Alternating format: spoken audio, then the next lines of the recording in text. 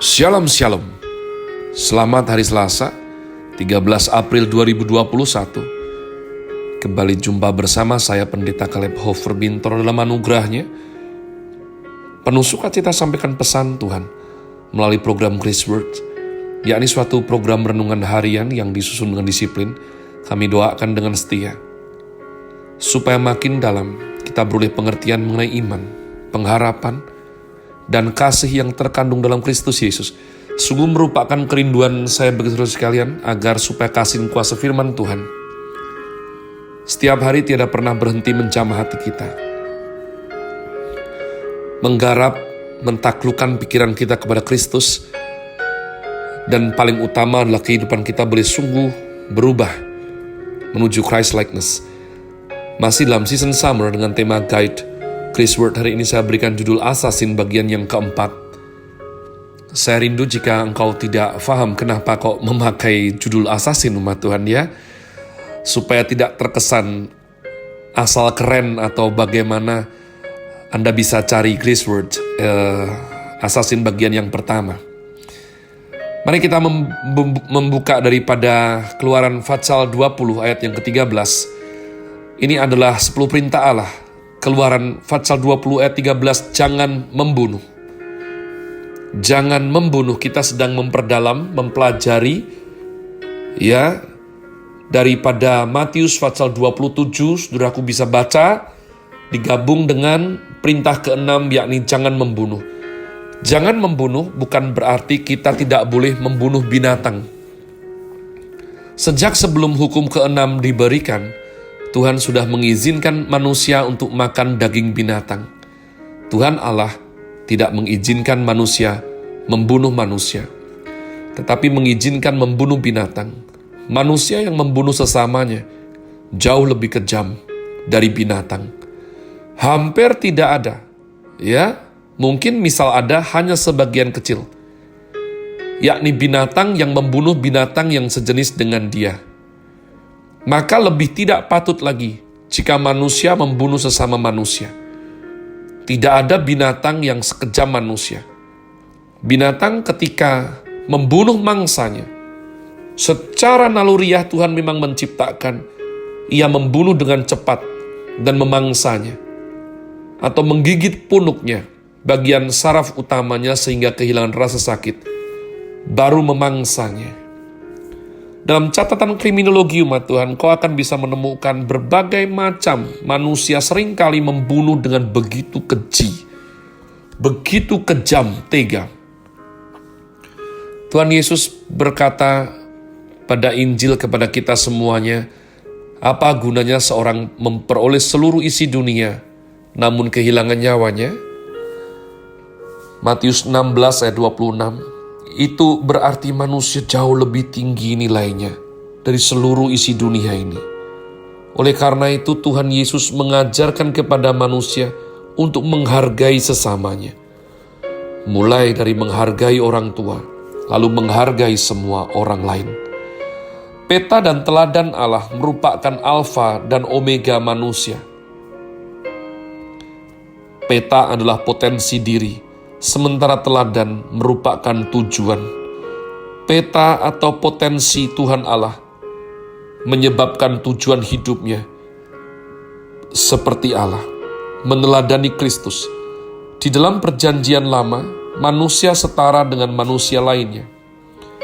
Di dalam perjanjian baru, manusia lebih besar dari dunia dan seluruh isinya. Oleh karena itu, manusia tidak bisa membunuh manusia lalu menggantinya dengan uang sebesar 200 juta atau 200 juta karena manusia tidak identik dengan uang. Tuhan Allah berkata kepada Musa, barang siapa menumpahkan darah orang lain, darahnya sendiri juga akan ditumpahkan. Kejadian 9 ayat yang ke-6. Maka kita harus belajar melihat manusia secara utuh. Ini merupakan hak asasi manusia. Tidak peduli dia kaya atau miskin, berkedudukan tinggi atau rakyat jelata, orang yang sempurna atau cacat, pria ataupun wanita. Di hadapan Tuhan, setiap manusia dipandang setara dengan semua manusia lainnya. Itulah sebabnya Allah berfirman, marilah kita menciptakan manusia menurut peta teladan kita. Yang diikuti ayat berikutnya, lalu diciptakanlah mereka, laki-laki dan perempuan diciptakannya mereka, menurut peta dan teladannya. Kejadian 1, 26, 27. Maka yang pertama kali mencetuskan kesetaraan pria dan wanita dalam sejarah umat manusia adalah Alkitab. Bukan perjuangan filsafat manusia, apalagi feminisme yang memperjuangkan kesetaraan wanita dengan pria saat ini. Bukan. Alkitab sudah terlebih dahulu mengatakannya. Dalam perjanjian baru, manusia bernilai begitu tinggi, melampaui seluruh dunia dan isinya. Itu sebabnya Tuhan Yesus Kristus rela mati untuk kita. Itu sebabnya Yohanes 3:16 berkata, karena begitu besar kasih Allah akan dunia ini, akan manusia di dunia ini. Jika di dunia ini hanya ada satu manusia, maka Kristus tetap akan datang ke dunia untuk mati bagi dia. Karena hanya dialah nilai tertinggi yang dapat menebus dosa manusia. Inilah seharusnya membuat kita sadar betapa besar cinta Tuhan bagi kita sampai Tuhan Yesus Kristus mati di kayu salib. Nilai investasi Allah saat menciptakan manusia begitu besar. Orang yang mempermainkan diri sendiri dengan berjudi, berzina, melampiaskan nafsu dosanya, bukan hanya menurunkan harkat dirinya, juga sangat melukai hati Allah yang begitu mencintainya. Dengan menciptakan dia menurut peta teladan Tuhan Allah sendiri. Hanya manusia yang menyadari bahwa nilai manusia begitu tinggi yang tidak akan sembarangan menghancurkan diri dan hidup manusia lain. Tidak akan sembarangan. Ya, Tuhan tidak mengizinkan kita merusak hidup orang lain. Bahkan di kitab Yohanes tertulis, barang siapa membunuh, dia tidak memiliki hidup yang kekal. Bunuh diri, dengarkan baik-baik, bunuh diri juga harus dilihat dengan prinsip yang sama. Saat engkau membunuh manusia lain, orang lain, engkau membunuh manusia. Saat engkau membunuh dirimu sendiri, engkau tetap membunuh manusia. Maka manusia tidak punya hak untuk membunuh orang lain, maupun membunuh dirinya sendiri. Seseorang membunuh orang lain karena ia membenci orang itu. Orang membunuh diri karena ia membenci hidupnya sendiri. Jadi membunuh, baik membunuh diri maupun bunuh orang lain, terjadi karena salah menilai nilai hidup manusia.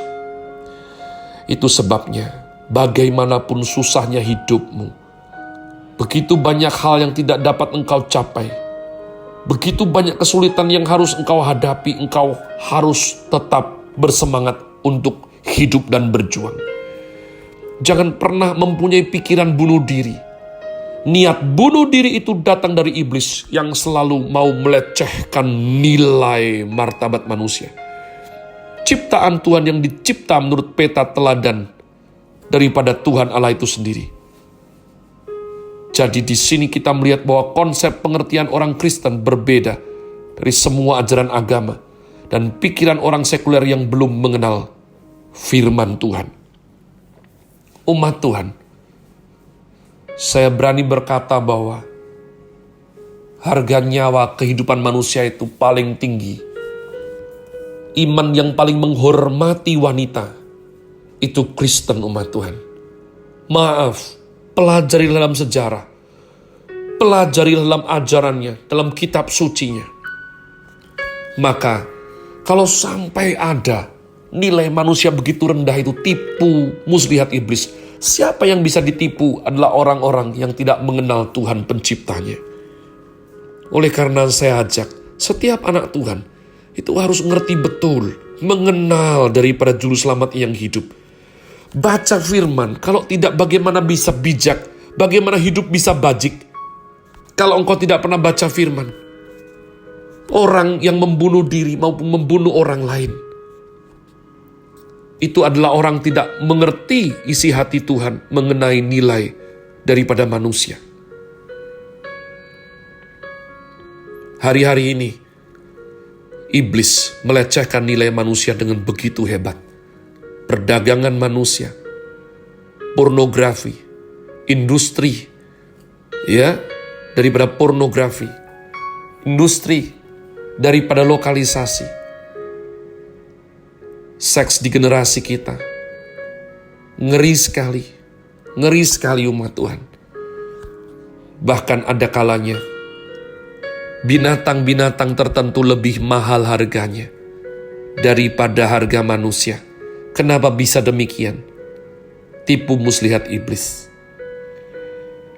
Saya bersyukur dan saya berseru, hanya ketika nilai manusia itu dikembalikan dalam kacamata penciptaan, sesuai kitab suci ajarkan, yakni kita dicipta seturut peta teladan Tuhan Allah, barulah kita mengerti betapa tinggi dan mulianya makhluk ciptaan yang bernama manusia itu. Dan kita tidak akan sembarangan lagi. Dan tidak akan mau ditipu oleh iblis lagi mengenai nilai serta martabat sesungguhnya daripada ciptaan Tuhan yang paling mulia ini. Have a nice day. Tuhan Yesus memberkati saudara sekalian. Sola Gratia.